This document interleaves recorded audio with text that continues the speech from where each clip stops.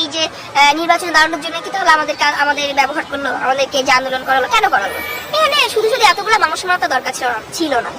এই যে রাস্তায় এতগুলা মানে লাশ পড়লো, শুধু শুধু হুদাই পড়লো। তো আপনারা নির্বাচন করবেন, আপনারা স্টুডেন্ট, আপনাদের এখনো নির্বাচন দেখলাম যে অমুক সংসদ অমুক আসন থেকে দাঁড়াচ্ছে, ওইটা অমুক জন অমুক আসন থেকে দাঁড়াচ্ছে। এটা কেন? আপনাদের নির্বাচন করার ইচ্ছা ছিল, আপনারা সেটা যদি এত হ্যাডম থাকতো, আপনাদের বুকে যদি সাহস থাকতো, তাহলে আপনারা নিজেরা রাস্তায় নেমে আপনারা নিজেরা এদিকে করতে, স্টুডেন্টদের ব্যবহার করার তো কোনো দরকার ছিল না এখানে। যখন আন্দোলনটা করেছি তখন কিন্তু আমাদেরকে বলা হয় না যে আমরা নতুন দল তৈরি করব, ঠিক আছে? এটা আপনারা জানতেন কি? আপনার প্রেস লোক আপনারা জানতেন? আমি আপনাকে কোশ্চেন করলাম, আপনারা জানতেন যে আমাদের নতুন কোনো দল হবে? এটা আমরা জানতাম না। যখন আমরা আন্দোলন করেছি তখন আমার মনে হয়েছে যে আমরা যে আন্দোলনটা করছি এটা হচ্ছে আমাদের মানে আমাদের কিছু কিছু দাবি আছে যেটা আমাদের পূরণ করতে হবে, এই জন্য আমরা আন্দোলন করছি। এই জন্য অধিকাংশ কেউই জানতো না। আমার ছোট 4 বছরের ভাই বোনেরা আন্দোলনে গেছে, ছোট পিচ্চি বাবা মারা গেছে, ঠিক আছে? এরা কি জানতো যে আমাদের নতুন দল হবে? আমরা তো জানতাম না যে আমাদের নতুন দল হবে। এটা যদি তারা আমাদেরকে আগে বলতো যে আমরা আন্দোলনটাকে রাজনৈতিক পর্যায়ে দেখছি, আমরা কখনোই আন্দোলনে যেতাম না। অ্যাটলিস্ট কে যেত কি না যেত, আমি অ্যাটলিস্ট যাইতাম না, ঠিক আছে? যে আমি তো এখানে নিজের ক্ষমতা বাস্তবায়ন করার জন্য আন্দোলনে যাচ্ছি না। আমার দেশের জনগণের মানুষের লাশ পড়ছে, রক্ত ঝরছে, এই জন্য আমি আন্দোলনে গেছি, যেখানে আমার মনে হয়েছে যে দেশের মানুষের পাশে আমার দাঁড়ানোটা উচিত। এইখানে যে এই টোটাল বিষয়টাকে যে আমরা টোটাল একদম 360 ডিগ্রি অ্যাঙ্গেলে ঘুরিয়ে দিয়ে রাজনৈতিক পর্যায়ে নিয়ে যাব, এটা তো আমাকে কখনো চিন্তাও করিনি। আমরা জাস্ট ব্যবহার হয়েছি, স্টুডেন্টদের শুধুমাত্র ব্যবহার করা হয়েছে। আমরা যখন আন্দোলন করেছিলাম তখন কি আমরা কে তুমি প্রাইভেট, কে তুমি পাবলিক, এটা আমরা দেখে করেছিলাম? আমরা যখন রাস্তায় একসাথে হেঁটেছি তখন আমরা হাত ধরে একসাথে হেঁটেছি। কে কোন ভার্সিটি এটা কিন্তু আমরা বিচার করে তার সাথে রাস্তায় হাঁটিনি। তোমরা মানে আমরা সংঘবদ্ধভাবে থেকে আমরা আন্দোলনটা বাস্তবায়ন করেছি।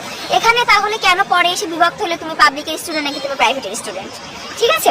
তো এই যে নিজেদের ভেতরে একটা মারামারি, এটা কিন্তু ক্ষমতা বাস্তবায়ন করার জন্য এটা হচ্ছে। তোমার কমিটিতে নাম নাই, আমার কমিটিতে নাম নাই, আমি যে এখন মারামারি করবো, আমি তাদেরকে নিয়ে নেগেটিভ কথা বলবো কেন?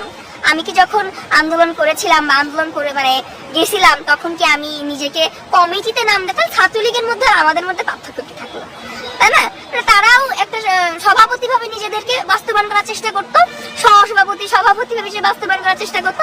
আমরা এখন নিজেদের নামের আগে একটা সমন্বয় লাগানোর জন্য আমরা এখন মারামারি শুরু করে দিচ্ছি, কমিটিতে নাম দেওয়ার জন্য মারামারি শুরু করে দিচ্ছি। আমার নাম কমিটিতে নাই মানে আমি এখন মারামারি করবো, ঠিক আছে? তো যখন এই আন্দোলন আমি যারা এই যে এরকম সিন্ডিকেট গুলো করছে, এই যে এসব মারামারি, এটা কেন হচ্ছে?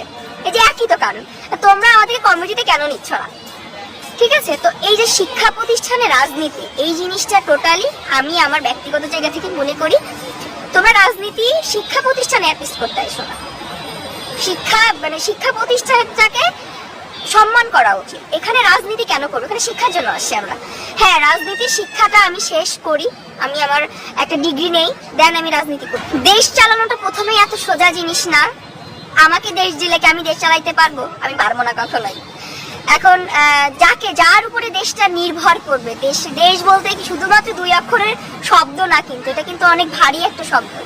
তো আমরা দেশের মানুষ, দেশ চালাইতে পারবো, ব্যাপারটা আসলে যাত্রার হাতে আমি ক্ষমতা হস্তান্তর করে দিলাম আর দেশ চালাইতে পারবো, পারবে কি পারবে না এটা বিচার না করে, এটা আসলে বোকামি আমি মনে করি। তো সব থেকে বড় কথা যে যার উপরে দেশের ক্ষমতাটা আমি দিব সে আসলে কতটুকু যোগ্য এটা বিচার করতে হবে। একজন শিক্ষার্থী বলেন, সে কি দেশ চালানোর যোগ্য? আপনার কি মনে হয় যে একটা শিক্ষার্থী, একটা অনার্স পাস করা একটা ছেলে, মাস্টার্স পাস করা একটা ছেলে বিনা অভিজ্ঞতায় সে দেশ চালাইতে পারবে? কখনোই পারবে না। সে কয়টা সেক্টর বুঝবে? অর্থনৈতিক, সামাজিক, হয়তো বা সে কিছু কিছু জিনিস বুঝবে, কিন্তু কখনো একটা দেশ চালানো আসলে অনেক বিরাট একটা বিষয় বলে আমি আসলে মনে করি। আর এগুলা দেশ যাত্রার উপরে হস্তান্তর করা উচিত তা বলে আমার মনে হয়।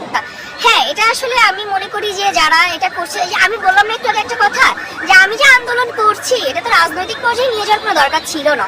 আমার আজকে পা নাই, আমার একটা ছোট ভাই একটা পা নাই, সে আন্দোলনে গুলি খেয়েছে, তার মাথার ভিতরে এখনো গুলি আছে। তাহলে তোমরা যদি এটা রাজনৈতিক পর্যায়ে নিয়ে গেলা তাহলে এই বাচ্চাগুলোর কি দোষ ছিল? তোমরা তাদেরকে ব্যবহার কেন করলা? আমার কথা হচ্ছে এটা যে রাজনৈতিক পর্যায়ে যাবে, এটা যখন আমি বুঝতে পেরেছি আমি সব জায়গা থেকে পেছায় এসেছি। আমি আমার নিজের ব্যক্তিগত কথা যেখানে বলবো, আপনি কালকে দেখতে পারবেন যে বৈষম্য বিরোধী ছাত্র আন্দোলনের একটা পেজ থেকে একটা ছবি প্রকাশ করা হয়েছে যেখানে নারীদের ভূমিকা তুলে ধরা হয়েছে। ওইখানে আমি 3 থেকে 4 জন মেয়েকে চিনি, বাদবাকি আমি কাউকে চিনি না। তাকে আমি তো রাস্তায় থেকে যতদূর ওই 4 তারিখ পর্যন্ত ছিলাম, 5 তারিখে আমি বাইরে বের হই। তো আমি যখন দেখি যে এই কয়েকদিনে তো আমি এই মুখগুলো কাউকে চিনি না, আমি খুব বড় জোর 3 থেকে 4টা মুখ আমি চিনি যারা আন্দোলনে ছিল। তাহলে এরা কারা, এরা কোথা থেকে আসছে? এই যে এরা কোথা থেকে আসছে, আমি তো এদেরকে রাস্তায় দেখি নাই। তাহলে এরা কিভাবে ক্ষমতা হস্তান্তর করা, এদেরকে কিভাবে কমিটিতে ডাকা হলো, এদের ভূমিকাটা কোথায় ছিল? আমি কোশ্চেন শুনতে চাই যারা এই যে আন্দোলন মানে কমিটি দিচ্ছে বা যারা এই যে দল গঠন করছে, এরা ভূমিকাটা কোথায় পালন করছে? ঘরের ভিতরে বসে ফেসবুকে যাচ্ছে 2-1টা পোস্ট করছে, দেন শেষ, আমি আন্দোলন করে ফেলছি না। তো ওদের আন্দোলন, যারা এই যে বাংলা মোটরের আন্দোলনটা করবে, আমি মনে করি এদের আন্দোলনটা যথেষ্ট পরিমাণে যৌক্তিকতা আছে, কারণ ওদেরকে ব্যবহার করা হয়েছে। ওদের একটা পা নাই, একটা হাত নাই, এখানে ওদের কি দোষ ছিল? তোমরা একটা মানে সবকিছু একটা রাজনৈতিক পর্যায়ে নিয়ে যাবা, তো সেখানে তো আমাকে তো ব্যবহার করার কোনো দরকার ছিল না, তাই না? ওরা কেন গুলি খেলো, ওরা কেন বুঝতো? ওদের আন্দোলন আমি মনে করছি যথাযথ যৌক্তিক আছে। আন্দোলন করছে একজনে, আসলে এখন ক্ষমতায় যেতে চাচ্ছে আরেকজনে। হ্যাঁ, এটাই হচ্ছে। আমি মনে করি আপনি যান, আপনি প্রত্যেকটা কমিটি যারা যারা দিচ্ছে নাম ধরে ধরে চেক করেন। অনেকে আছে হচ্ছে আওয়ামী লীগ থেকে চলে গেছে, ঠিক আছে? ওই আওয়ামী লীগের যারা ছিল ওরাও দেখবেন যে কমিটিতে আছে। অধিকাংশ জেলায় এটা হয়েছে, এটা আমি নিজের চোখে দেখা, ঠিক আছে? বাট যারা আন্দোলন করছে তাদেরকে কোথাও আপনি দেখতে পারবেন না। যারা সামনে থেকে আন্দোলন করছে তাদেরকে আপনি কখনোই এই কমিটিতে বলেন বা ক্ষমতার জন্য বলেন অ্যাটলিস্ট মারামারি খাও করতে দেখবেন না। এটা কি হওয়া উচিত? আপনি কি ক্ষমতার জন্য আন্দোলন করেছিলেন? আমি তো জানি, আমি যে এই যে কমিটি হবে এটাও আমি চিন্তা করি নাই। আমার বিন্দু পরিমাণ কোনো ইচ্ছা নাই। যদি এরকম ইচ্ছা থাকতো অ্যাটলিস্ট আমার নাম কোথাও না কোথাও আপনারা দেখতে পারেন। আমি ক্ষমতার জন্য কখনো আন্দোলনে যাইনি, বা আমি যে কিছু একটা করব, আমি আমার ফিউচার ব্রাইট করব, এটা চিন্তা করে আমি অ্যাটলিস্ট আন্দোলন করিনি। এটাই আমি বলতে চাই। যদি এরকম কোনো কিছু থাকতো বা আমার টেন্ডেন্সি এরকম থাকতো, অবশ্যই শুধুমাত্র ব্যবহার করা হয়েছে। শুধুমাত্র আমাদের রাজনৈতিক এই যে একটা রাজনৈতিক পর্যায়ে টোটালি ব্যাপারটা চলে গেছে, এরপর থেকে আমাকে কেউ কখনো কোথাও দেখতে পারেনি। আমি জানি, কারণ নামও পাবেন না, কারণ সরকারি বলেন বেসরকারি কোথাও দেখতে পারবেন না। কারণ আমার মনে হয়েছে এটা যৌক্তিকতা নাই, আসলেই নেই। যে ক্ষমতার জন্য তো আমি আন্দোলন করি না, আমি আন্দোলন করেছি একটা দলের বিপক্ষে, অন্যায়ের বিপক্ষে আন্দোলন করেছি।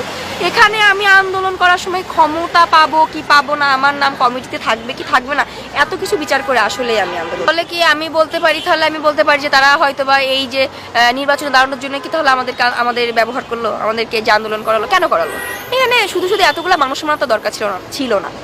এই যে রাস্তায় এতগুলা মানে লাশ পড়লো, শুধু হুদাই পড়লো। তো আপনারা নির্বাচন করবেন, আপনারা স্টুডেন্ট, আপনাদের এখনো নির্বাচন দেখলাম যে অমুক সংসদ অমুক আসন থেকে দাঁড়াচ্ছে, ওইটা অমুকজন অমুক আসন থেকে দাঁড়াচ্ছে। এটা কেন?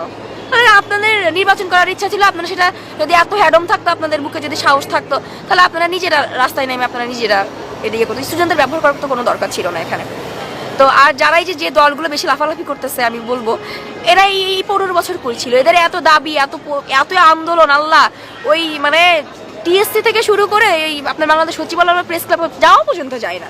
প্রত্যেকটা দিন মিনিমাম পক্ষে 10টা আন্দোলন তাদের থাকে, এত দাবি এত কিছু তাদের এই 15 বছর করেছিল।